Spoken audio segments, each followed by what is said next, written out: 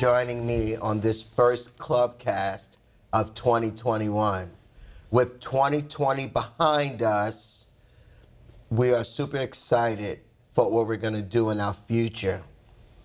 We're going to be aggressive and bold in our approach to provide a world-class club experience, life-enriching programs, and prepare kids and teens for the workforce, college, vocational, and whatever other opportunities that our youth want to achieve.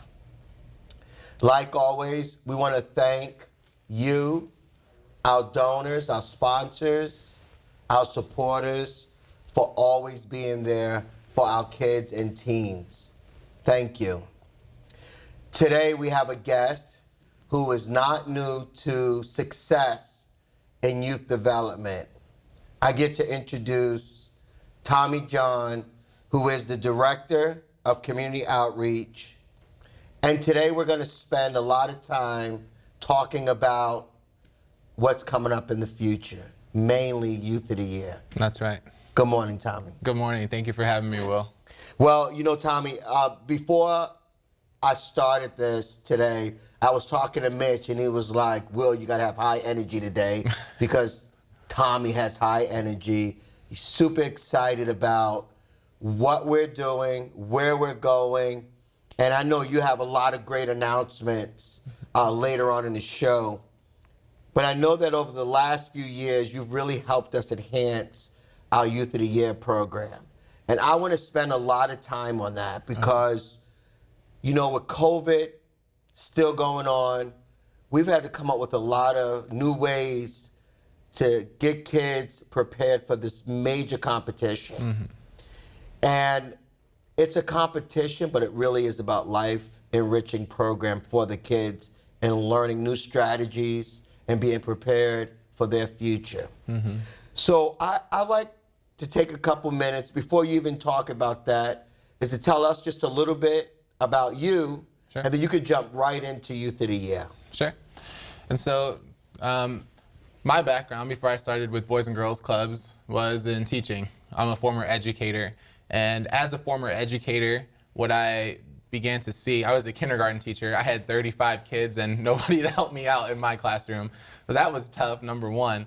But I decided to take a job part-time with Boys and Girls Clubs after school because it seemed like no matter how hard I worked throughout the day as a teacher, that still my kids would come in with a can of soda for lunch or ripped jeans or sometimes even evidence of abuse in the home. So I'm very appreciative for everything that the school district does for all of our kids, and they're a great partner of ours in St. Lucie County, but I believe that it takes a whole village of people. And so that's kind of when I realized that, taking a part-time job with Boys and Girls Clubs after school. And I've been with Boys and Girls Clubs, Boys and Girls Club movement ever since for the past 10 years. And it's really become my passion is to give them the support that they have throughout the day at school, give that same support to them in the after school as well. That's awesome that you say that because, yeah, we have a great relationship with St. Lucie Public Schools. As a matter of fact, we're in St. Lucie Public Schools building right now, right? So that's one. But the other piece is, as you said, outside the partnership, there's these other elements that can enhance what the schools are already doing. They're the educators, and you being an educator yourself, you understand that. But there's this other piece of kids that come after school. What are they doing? Right. And with your experience in education, as well as a passion for enriching programs, it was a match. And so I want to talk about this Youth of the Year because it's coming up very soon, but there's been a lot of practice. There's been a lot of things going on behind the scenes over the last several months. So talk to me about the Youth of the Year process, and then we'll go from there. Well, a little bit about the Youth of the Year program. If this is the first time you've heard of Youth of the Year, the Youth of the Year program is the highest honor that a Boys and Girls Clubs member can receive. And it's basically a scholarship competition, but in addition to, it's a time when our club members who are teens, they really get to tell their whole story. they get to turn in all the great things that they've done, things they've accomplished in high school, things they've accomplished as a Boys and Girls Club member. And the application is not easy to complete. All of the candidates have completed essays, they've written cover letters, resumes, they've collected reference letters, and on the day of the competition, they're going to deliver a 3-minute speech about what the Boys and Girls Club has done in their life, and they're going to do a 15-minute interview with a panel of our judges that of community leaders that we have from participating as judges. That's so cool. I mean, so that's a lot going on. So are you doing all this by yourself? Are there some community partners? Are there club folks that are helping to get this jump started for the competition? Yeah, well, it takes a whole team.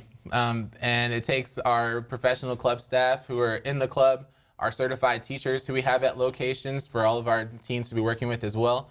So what this looks like from a coaching and completing the packet is our club directors and certified teachers have been working since November 1st with these 5 finalists to make sure that their essays are on point, that their reference letters are collected, that they have great reference letters.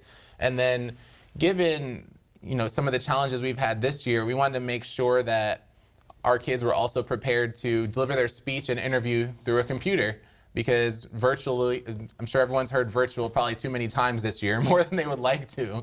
And so in addition, we've had some really great community partners. We've had Jennifer Mitchell from A1 Trust, who has years of experience in HR, and she's helped with our kids with their interview prep. We've had Barbara Strasdas and Ann McLaughlin, who are with Toastmasters. And I would be remiss if I didn't mention Angela Alicio from Cleveland Clinic, who's been a virtual coach as well throughout this entire process. It's just been really great to see. Additionally, we have some more folks that are getting involved over the next couple weeks with really helping our kids finalize their speeches, make sure that they're at the highest level. And I always tell the kids, it doesn't matter if you get a perfect score. What matters is that after the competition, if you're proud of what you said, that's the most important thing to me. You never leave it out there to say, if I would have practiced more, or if I would have had this support, I could have done this, because we make sure all of those I's are dotted and T's are crossed. So the kids are very proud of what they've written, and I think the community is going to be blown away by their speeches this year. Yeah, Tommy, the 6 years that I've been the CEO for Boys and Girls Clubs, and prior to this, some of the stories that we hear from the kids are just, they warm your heart, and some of them bring tears to your eyes just based on their struggles and what they're going through.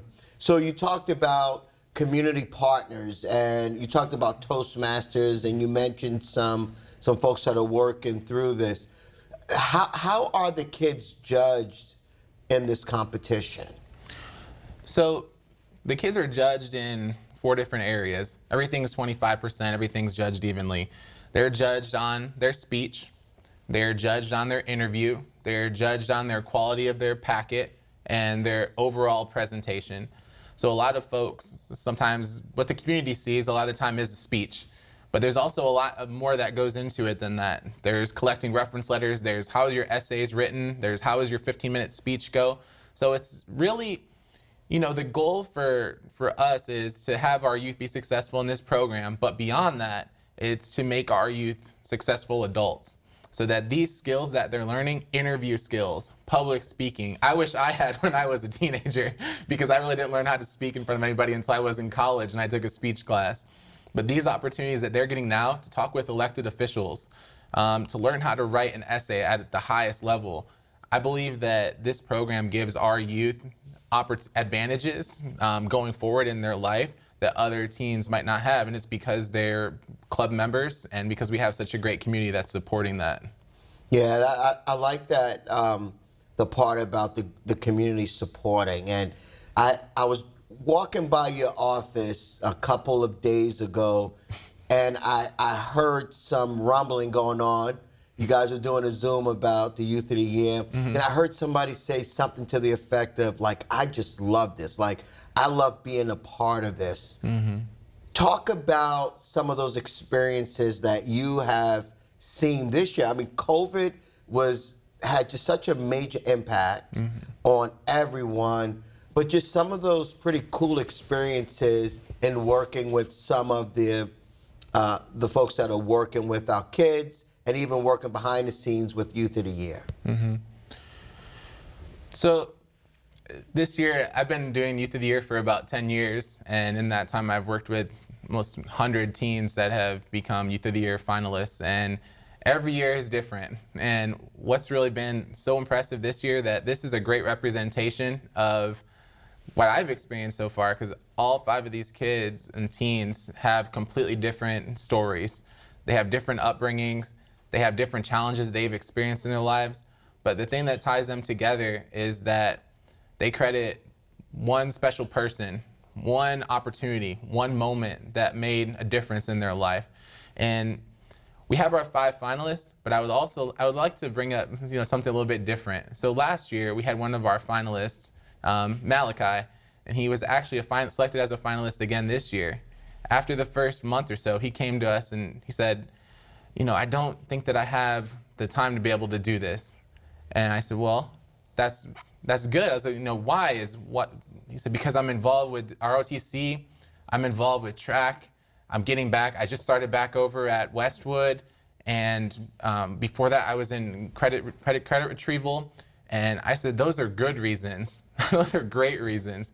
As a Youth of the Year finalist last year, he has grown so much in the past year, and we're so proud of him. That's the goal of this program, to make sure that our teens are on track for their future for success. So that really has been a moving experience, and it wasn't even from one of our 5 finalists from this year. But what's cool about Zoom and about the using virtual component is that it makes it so easy for more people to get involved. Maybe in the past where people say, I couldn't make this coaching session because I was on this meeting, but this year people are willing to jump right on a call. And if they're in Palm Beach, if they're in Vero, if they're at their office, if they're working from home, they can get on a Zoom call and become involved with this Youth of the Year program. It's really been incredible to see how many people are willing to get involved and give their knowledge, give their background, give what they're best at to our teens. I'm going to put you on the spot a little bit. Give me an example of just one of those outstanding folks that have just done over and beyond the call of duty in terms of this Youth of the Year. Mm-hmm. Well, I mentioned her name earlier, but I have to mention it again, is Angela Alicio, who works with Cleveland Clinic, Martin Health, and we're thankful for her boss that was willing to let her volunteer her time throughout this, because she's been on calls every week with the kids and really seen the full development. In addition to that, she serves on the Youth of the Year committee as the candidate experience chair. So her goal throughout all of this is to make sure that our teens are enjoying this process. We call it good cop, bad cop sometimes on the coaching sessions. I say that'd be the hard one and she can be the nice one. But really we work very closely together to make sure our kids are enjoying the experience. Now on top of that, Angela has really helped with consulting to make sure that everything that we're doing with Youth of the Year is of the highest safety standard, so that there's group sizes that are smaller than 10, that symptom waivers are being done, that temperature checks are being done. So it's really helped to have Angela on board with that consulting this year as well, to make sure that our events are of the highest level of safety for our teens. Very nice. And so now that you have that group of people, is there a separate group, or is Angela part of the judging of the youth? Well, she's not going to be a judge. We have a volunteer committee that coordinates a lot of, there's a lot of pieces that go into this event. I call it 6 events that are one event. And so some of the people from the committee are Dr. Wellman from IRSC, Brian Hester with the Sheriff's Department, and just some of our BGC staff as well. Angela is part of that committee as well. Dr. Brenda Ronte from IRSC as well. A lot of folks that are donating their time to make sure that our youth have the best experience possible. I know we're going to get into some events. We're going to get into some other exciting news about this Youth of the Year. This year is such a big year for us. And so during the competition, I know that it's going to be virtual this year. Talk to me a little bit about where those packets go and what happens to those packets for this competition. So once they're packet is submitted that they've worked with a certified teacher and our club directors, and they turn that in. That will get printed out into a judge's binder, and we have 7 judges this year, and we have a wide representation of professionals, business owners, nonprofit workers, educators from across the county who are our judges. And those judges will get those binders and prejudge them. On the night of the competition, the judges judge just the interview and the speech itself. And that's actually going to be done this year at our West Side Club, right from our youth building in the auditorium. And it's going to be pretty cool the way that we're going to do that. You said it's going to be virtual. They're going to be at the same location, but in separate parts of the building, so that our youth are going to zoom into a meeting, and they're going to have their faces up on a great big screen, and the judges are going to be there in that room, and they're going to get to listen to their speech and do their interview. And that way we can observe social distancing, everyone's safe, but we're also really making sure that our teens are prepared for the state competition, which will be virtual as well. So we want them to have every opportunity to be successful. That's amazing. Well, Tommy, I'm certainly thankful to have you lead that process. I know that we changed your job a year or so ago, but the one job that we said we wanted you to continue to work with is the Youth of the Year, because we know your passion.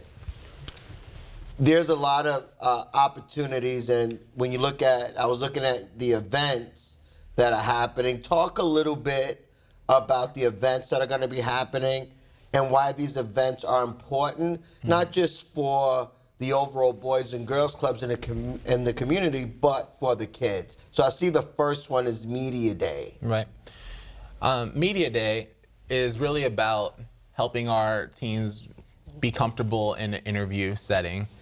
Believe it or not all of them have been in front of a camera or interviewed by a panel of leaders within the community before. So we want to give them that experience and practice ahead of time. Some of the things that are going to be going on with Media Day are, we're actually lucky enough to have Felicia Rodriguez from WPBF. She's going to be coming on a Zoom call and meeting with our kids virtually and helping them with their interview practice. After that, we have a professional videographer, Mr. Paul Shepard, who's going to be interviewing our kids and putting together a really high quality level of video to share with the community to find the youth experience. What are their hopes for the future? What do they want to see in their community in the future? So those components are really going to help set them on, the track to practice their interview skills, to be in front of camera, be comfortable. Additionally, we're also going to have Representative Dana Trabolsi will be on site as well that day, and she's going to be making kind of little commercials. So the community will start seeing our 5 Youth of the Year finalists in some of these 15, 20-second commercials to really make the community know that who these kids are, where they come from, what they want to see for the future. So that's going to be pretty cool. And then, of course, everybody has to eat, right? So after we get that part done, we're going to have a really nice meal, and it's going to be down at Meeting Street. We're working out a really great relationship with the new owner there, Pasquale Lamara, and he's not only going to teach them how to cook, but they're going to get to cook a little bit themselves, and he's going to share about his story of being a business owner with our teens. Thank you for setting that up. And I know that there's some other events coming up. You have Leadership Day, where we'll be doing it at, the venues will be at Kaiser, Cleveland Clinic, IRSC, Nelson's, and Lexus. Mm-hmm. Also, I see that the actual competition is on February the 17th. That's right. And so here it says it's from 5:30 to 8:30. Can you share a little bit about the day of the competition? The day of the competition can sometimes be pretty stressful because these kids, when I tell you, or these 5 teens, when I tell you that they are of the highest quality, their outstanding leadership skills, their packets are immaculate, that sometimes the judges really have to break it down and look at all the fine details. So how that will go is our teens will come to our West Side location where they'll be meet some of the judges, take pictures, and then they'll start the competition. One at a time, they'll do their speech and they'll do their interview for each judge, or for the panel of judges. Following all 5 of our candidates' speeches and interviews, the judges will have to deliberate. It's kind of like when you're on jury duty and you get sequestered for hours and hours until you come to a solution. if any of the judges see this, I won't hold them past 10 o'clock at night, but we have to come to a decision that night. It's not always easy. Sometimes we have to bust out an Excel spreadsheet and really break down the numbers, but they come to a conclusion of a winner on that night so that we don't announce it. Everyone's sworn to secrecy, and then we announce the winner actually on Friday at our celebration. Which I've always appreciated that, because I know that even as a CEO, I don't know the winner until that night as well. So I've always enjoyed that. And we have some other partners that are involved in this. I know we're going to have some watch parties going on at To the Fresco and Kyle G's. So folks will be able to have a meal and watch. Is that what that means? Well, we're working out with finalizing the locations still at this point for the watch parties. We're not confirmed yet, but the goal is so that on the night of the celebration, on the 19th, we're going to do a live stream from the beautiful auditorium at Westside Church. Our candidates will be there, but folks all around the community can tune in. That's what's exciting about this, and I mentioned it earlier. Once people learn how to use a tool, virtual, Zoom, meetings, the possibilities become more broadened. So there'll be a handful of people there at our Westside location for the stream, but then you can watch from a restaurant if they're hosting a watch party, or you can watch from your couch, or you can watch from your phone, and it's going to be very cool the way that we're doing this stream this year to engage a lot of folks. Now, additionally, on the stream, there will be some other opportunities as well to get involved if they want to become a supporter of Boys and Girls Club. If they want to even bid on some cool experiences, that will be on there as well. So it's really an engaging night. It's watching the kids, it's hearing their stories, but it's also engaging with what we do with the mission of the Boys and Girls Club of St. Lucie County. I'm glad you said that about the mission of Boys and Girls Clubs, because we spent all of this time, and we're going to spend the next couple of minutes continue to talk about Youth of the Year. I want to talk about the programs that even lead up to the Youth of the Year